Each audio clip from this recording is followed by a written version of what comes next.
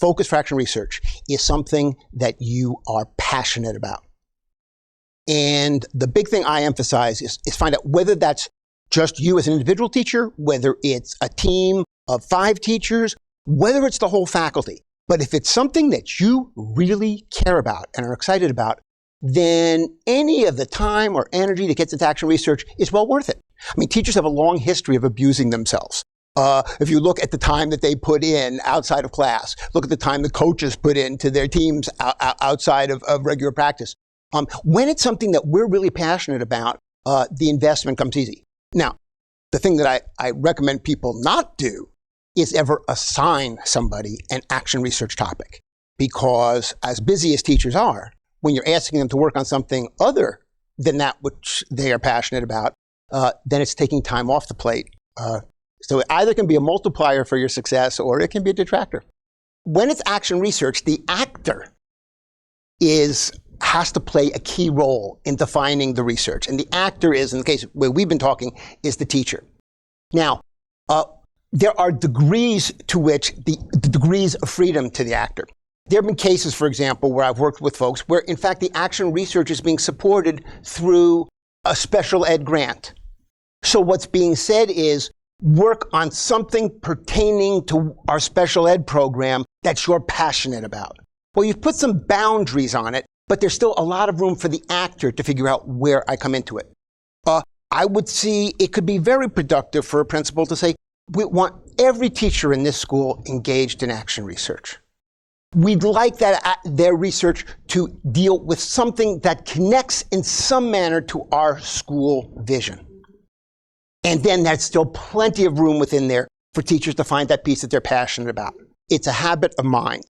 And in the book, we call it the 4-step process. It's just really 4 steps to those habits. The first one is getting really clear on what you want to accomplish. Call it the vision stage, where you really have the targets clear. The second one is the theory stage. Okay, now if I want to get there, I want to get to the moon.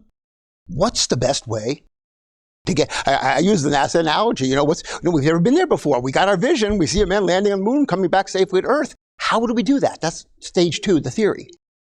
And then the third is, while you do it, collecting the data, which teachers are doing all the time anyway with our testing and our monitoring of student progress. And then the last stage is reflecting on it, what we've learned from it, and then you cycle back again into the vision. Well, the beauty about that is that applies to virtually any lesson I'm teaching, any program we're doing in the school, any initiative that we're involved in any one of those cases, those 4 habits of mind. Okay, let's think what we really want to accomplish. How is it we're going about doing it? What kind of data do we need? And what have we learned from this?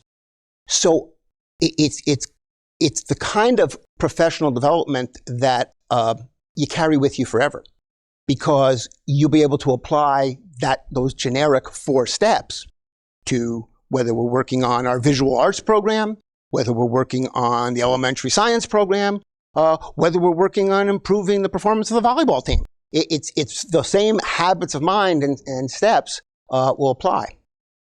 So and one thing I kind of like is it builds capacity.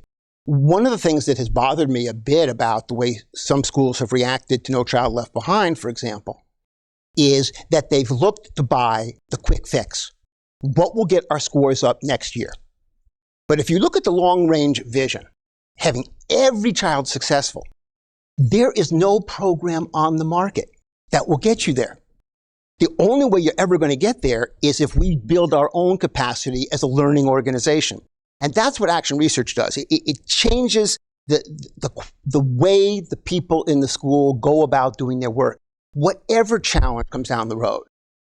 So I see it's kind of like a foundation for professional development that everything else can then be built upon.